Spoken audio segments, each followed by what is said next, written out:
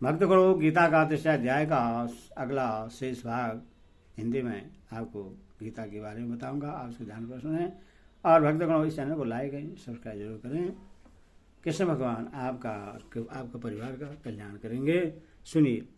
किंतु हे अर्जुन, जो पुरुष मन से इंद्रियों को बस में करके अनाश्रित हुआ समस्त इंद्रियों द्वारा कर्मयोग का आचरण करता है वही श्रेष्ठ है। यहाँ तो पद का क्या भाव है? ऊपर से कर्म का त्याग करने वाले की अपेक्षा स्वरूप से कर्म करते रहकर इंद्रियों को बस में रखने वाले योगी की विलक्षणता बतलाने के लिए यहाँ तो पद का प्रयोग किया गया है। यहाँ इंद्रियाणी और कर्मेंद्रिय इन दोनों पदों से कौन सी इंद्रियों का ग्रहण है? यहाँ दोनों ही पद समस्त इंद्रियों के वाचक हैं, क्योंकि न तो केवल 5 इंद्रियों को वश में करने से इंद्रियों का वश में करना ही सिद्ध होता है और न केवल 5 इंद्रियों से कर्मयोग का अनुष्ठान ही हो सकता है, क्योंकि देखना सुनना आदि के बिना कर्मयोग का अनुष्ठान संभव नहीं। इसलिए उपयुक्त दोनों पदों से सभी इंद्रियों का ग्रहण है। इस अध्याय के 41वें श्लोक में भी भगवान ने इंद्रियाणी पद के साथ नियमन पद का प्रयोग करके सभी इंद्रियों को वश में करने की बात कही है। यहाँ नियमय पद का अर्थ वश में करना न लेकर रोकना लिया जाए तो क्या आपत्ति है? रोकना अर्थ यहाँ नहीं बन सकता, क्योंकि इंद्रियों को रोक लेने पर भी उनसे कर्मयोग का आचरण नहीं किया जा सकता। प्रश्न समस्त इंद्रियों द्वारा कर्मयोग का आचरण करना क्या है? समस्त विहीन कर्मों में तथा उनके फल रूप इस लोक और परलोक के समस्त भोगों में राग द्वेष का त्याग करके एवं सिद्धि असिद्धि में सम होकर बस में की हुई इंद्रियों के द्वारा शब्दादि विषयों का ग्रहण करते हुए जो यज्ञ दान तप अध्ययन अध्यापन प्रजा पालन लेन देन रूप व्यापार और सेवा एवं खान पान सोना जागना चलना फिरना उड़ना बैठना आदि समस्त इंद्रियों के कर्म शास्त्र विधि के अनुसार करते रहना है, यही समस्त इंद्रियों से कर्म योग का आचरण करना है। दूसरे अध्याय के 64वें श्लोक में इसी का फल प्रसाद की प्राप्ति और समस्त दुखों का नाश बतलाया गया है। 100 विशेषता का नाम विशेषता का क्या भाव है? क्या यहाँ कर्म योगी को पूर्व जन्म के वर्णित मिथ्याचारी की अपेक्षा श्रेष्ठ बतलाया गया है? 100 विषयते से यहाँ कर्मयोगी को समस्त साधारण मनुष्यों से श्रेष्ठ बतलाकर उसकी प्रशंसा की गई है। यहाँ इसका अभिप्राय कर्मयोगी को पूर्व वर्णित केवल मिथ्याचारी की अपेक्षा ही श्रेष्ठ बतलाया गया है। अपेक्षा श्रेष्ठ बतलाना नहीं है, क्योंकि पूर्व श्लोक में वर्णित मिथ्याचारी तो आसुरी संपदा वाला दम भी है, उसकी अपेक्षा तो सकाम भाव से भेद कर्म करने वाला मनुष्य भी बहुत श्रेष्ठ है। फिर देवी संपदा युक्त कर्म योगी को मिथ्याचारी की अपेक्षा श्रेष्ठ बतलाना तो किसी वैश्या की अपेक्षा सती स्त्री को श्रेष्ठ बतलाने की भांति कर्म योगी की स्तुति में निंदा करने के समान है। अतः यहाँ यही मानना ठीक है कि सह विशेषते से कर्मयोगी को सर्वश्रेष्ठ बतलाकर उसकी प्रशंसा की गई है। अर्जुन ने जो यह पूछा था कि आप मुझे घोर कर्म में क्यों लगाते हैं, उसके उत्तर में ऊपर से कर्मों का त्याग करने वाले मिथ्याचारी की निंदा और कर्मयोगी की प्रशंसा करके अब उन्हें कर्म करने के लिए आज्ञा देते हैं। तो शास्त्र भी कर्तव्य कर्म कर, क्योंकि कर्म न करने की अपेक्षा कर्म करना श्रेष्ठ है। तथा कर्म न करने से तेरा शरीर निर्वाह भी नहीं सिद्ध होगा। नियतम विशेषण के सहित कर्म पद जिस कर्म का वाचक है उससे करने के लिए आज्ञा देने की क्या अभिप्राय है। वर्ण आचरण स्वभाव और परिस्थिति की अपेक्षा से जिस मनुष्य के लिए जो कर्म शास्त्र में कर्तव्य बतलाए गए हैं उन सभी शास्त्र विहित स्वधर्म कर्तव्य कर्म का वाचक यहाँ नियंतम विशेषण के सहित कर्म पद है। उससे करने के लिए आज्ञा देकर भगवान ने अर्जुन के उस भ्रम को दूर किया है जिसके कारण उन्हें भगवान के वचनों को मिले हुए समझकर अपना निश्चित कर्तव्य बदलाने के लिए कहा था। अभिप्राय यह कि तुम्हारी जिज्ञासा के अनुसार मैं तुम्हें तुम्हारा निश्चित कर्तव्य बतला रहा हूँ। उपयुक्त कारणों से किसी प्रकार भी तुम्हारे लिए कर्मों का स्वरूप से त्याग करना हितकर नहीं है। अतः तुम्हें शास्त्र विहित कर्तव्य कर्म रूप स्वधर्म का अवश्य में पालन करना चाहिए। युद्ध करना तुम्हारा स्वधर्म है, इसीलिए वह देखने में हिंसात्मक और क्रूरतापूर्ण होने पर भी वास्तव में तुम्हारे लिए घोर कर्म नहीं है, बल्कि निष्काम भाव से किए जाने पर वह कल्याण का हेतु है। इसीलिए तुम शेष छोड़कर युद्ध करने के लिए खड़े हो जाओ। कर्म न करने के अपेक्षा कर्म करना श्रेष्ठ है, इस कथन का क्या भाव है। इस कथन से भगवान ने अर्जुन के उस भ्रम का निराकरण किया है जिसके कारण उन्होंने यह समझ लिया था कि भगवान के मत में कर्म करने की अपेक्षा उनका न करना श्रेष्ठ है। अभिप्राय यह है कि कर्तव्य कर्म करने से मनुष्य का अंतःकरण शुद्ध होता है और उसके पापों का प्रायश्चित होता है और तथा कर्तव्य कर्म का त्याग करने से वह पाप का भागी होता है एवं निंद्रा आलस्य और प्रभात में फंसकर अधोगति को प्राप्त होता है। अथवा कर्म न करने की अपेक्षा कर्म करना सर्वदा श्रेष्ठ है। सकाम भाव से या पाशित रूप से भी कर्तव्य कर्मों का करना न करने की अपेक्षा बहुत श्रेष्ठ है। इसमें तो कहना ही क्या है। कर्म न करने से तेरा शरीर निर्वाह भी सिद्ध नहीं होगा। इस कथन का क्या भाव है। इससे भगवान ने यह भाव दिखलाया है कि सर्वदा कर्मों का स्वरूप से त्याग करके तो मनुष्य जीवित भी नहीं रह सकता। शरीर निर्वाह के लिए उससे कुछ न कुछ करना ही पड़ता है। ऐसी स्थिति में विहित कर्म का त्याग करने से मनुष्य का पतन होना स्वाभाविक है। इसीलिए कर्म न करने की अपेक्षा सब प्रकार से कर्म करना ही उत्तम है।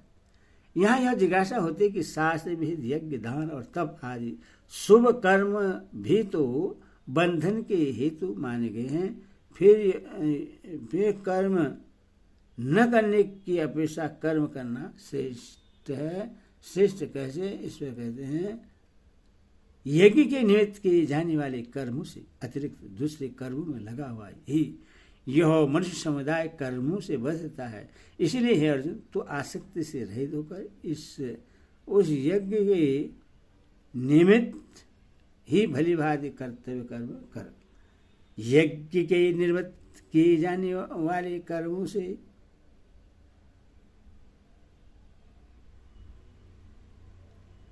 यज्ञों से निमित्त किए जाने वाले कर्मों से अतिरिक्त दूसरे कर्मों में लगा हुआ ही यह मनुष्य समुदाय कर्मों द्वारा बचता है। इस वाक्य का क्या भाव है।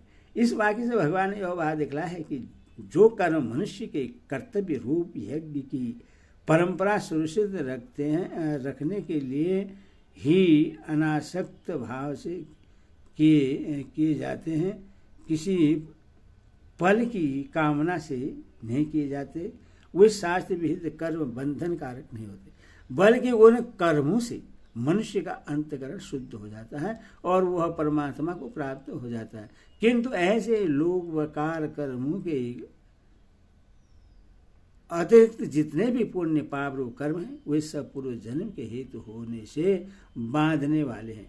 मनुष्य स्वार्थ बुद्धि से जो कुछ भी शुभ या अशुभ कर्म करता है उसका फल भोगने के लिए उससे कर्मानुसार नाना योनि में जन्म लेना पड़ता है अथवा बार बार जन्मना मरना ही बंधन है। इसीलिए सकाम कर्मों में या पाप कर्म में लगा हुआ मनुष्य उन कर्मों द्वारा बदलता है।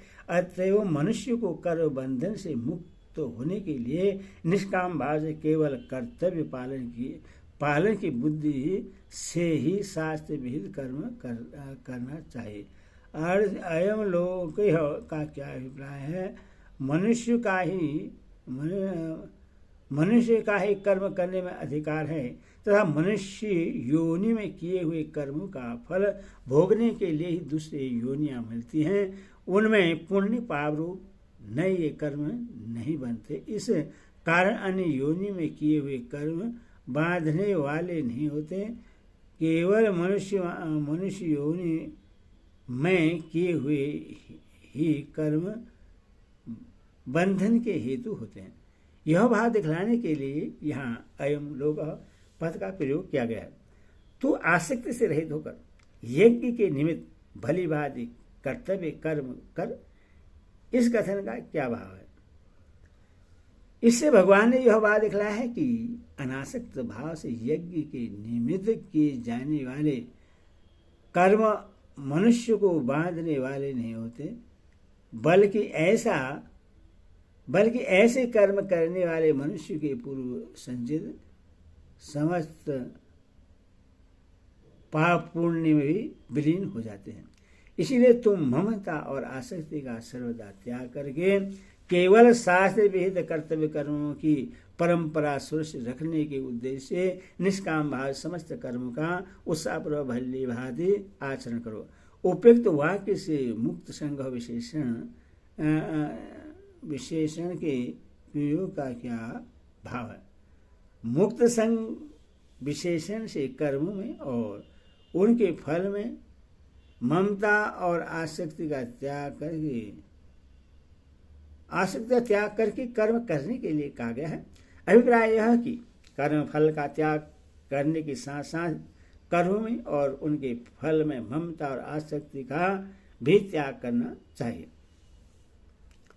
पुरुष लोग भगवान ने यह बात कही है कि यज्ञ के निमित्त कर्म करने वाला मनुष्य कर्मों से नहीं बंधता। इसीलिए यहाँ यह जिज्ञासा होती है कि यज्ञ किसको कहते हैं और उसे क्यों करना चाहिए और उसके लिए कर्म करने वाला मनुष्य कैसे नहीं बंधता। अतएव इन बातों को समझाने के लिए भगवान जी के वचनों का प्रमाण देकर कहते हैं। प्रजापति ब्रह्मा ने कल्प के आदि में यज्ञ से प्रजाओं को रचकर उनसे कहा कि तुम लोग इस यज्ञ के द्वारा वृद्धि को प्राप्त हो और यह यज्ञ तुम लोगों को इच्छित भोग प्रदान करने वाला हो। सहयज्ञ विशेषण के सहित प्रजा पद यहाँ किनका वाचक है और अन्य पद से किसका वाचक है? जिनका यज्ञ में अर्थात वर्णाश्रमोचित शास्त्र भी यज्ञ दान तप और सेवा आदि कर्मों में सिद्ध होने वाले स्वधर्म में और पालन में अधिकार है। पुरुष लोग में अयम विशेषण की सहित लोग पद से जिनका वर्णन किया गया है यह वह उन समस्त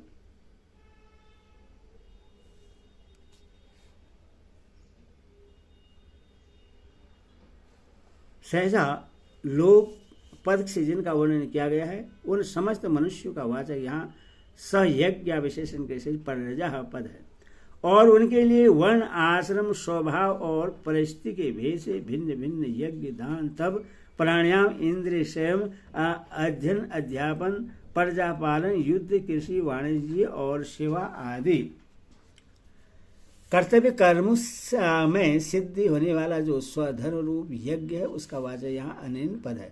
तुम लोग इस यज्ञ के द्वारा वृद्धि को प्राप्त हो और यह यज्ञ तुम लोगों को इच्छित भोग प्रदान करने वाला हो। इस वाक्य का क्या भाव है? इससे भगवान प्रजापति ने मनुष्यों को आशीर्वाद दिया है। उनका अभिप्राय यह है कि तुम लोगों के लिए मैंने इस स्वधर्म रूप यज्ञ की रचना कर दी है।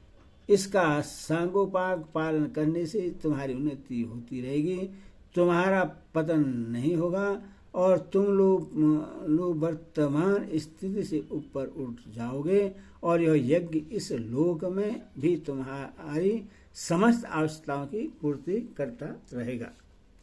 तुम लोग इस यज्ञ के द्वारा देवताओं को उन्नत करो और वे देवता तुम लोगों को उन्नत करें। इस प्रकार निस्वार्थ भाव से एक दूसरे को उन्नत करते हुए तुम लोग परम कल्याण को प्राप्त हो जाओगे। अनन्य पद यहाँ किसका वाचक है और उसके द्वारा देवताओं को उन्नत करना क्या है? अनन्य पद जिसका प्रकरण चल रहा है उस स्वधर्म रूप यज्ञ का ही वाचक है, किंतु यहाँ जिस यज्ञ में वेद मंत्रों द्वारा देवताओं को भविष्य दिया जाता है उसको उपलक्षण बनाकर स्वधर्म पालन रूप यज्ञ की अवश्य कर्तव्यता का प्रतिपादन किया गया है। इसीलिए उपलक्षण रूप से इस हवन रूप यज्ञ का वाचक समझना चाहिए और उस हवन रूप यज्ञ के द्वारा देवताओं को आहुति पहुंचाकर पुष्ट करना और उनकी आवश्यकताओं की पूर्ति करना ही उनको उन्नत करना है, ऐसा समझना चाहिए। एवं यह वर्णन उपलक्षण के रूप में होने के कारण यज्ञ का अर्थ स्वधर्म समझकर अपने अपने वर्णाश्रम के अनुसार कर्तव्य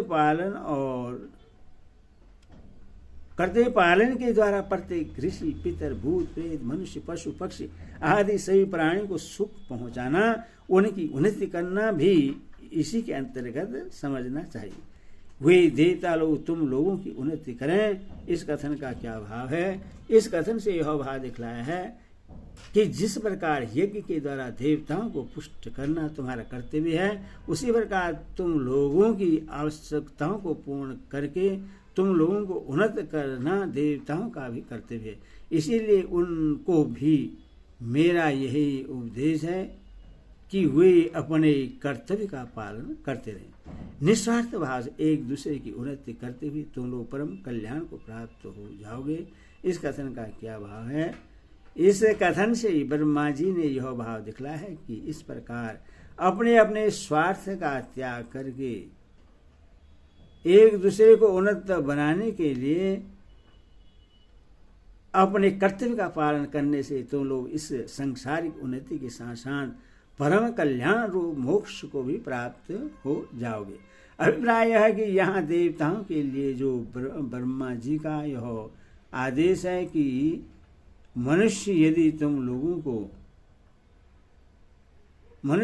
लोगों की सेवा पूजा यज्ञादि न करे तो भी तुम कर्तव्य समझकर उनकी उन्नति करो। और मनुष्य के प्रति यह आदेश है कि देवताओं की उन्नति और पुष्टि के लिए ही स्वार्थ त्याग पूर्वक देवताओं की सेवा पूजा यज्ञादि कर्म करो। इसके सिवा अन्य ऋषि पितर मनुष्य पशु पक्षी कीट पतंग आदि को भी निस्वार्थ भाव से स्वधर्म पालन के द्वारा सुख पहुंचाओ। हरि ओम तत्सत। हरि ओम।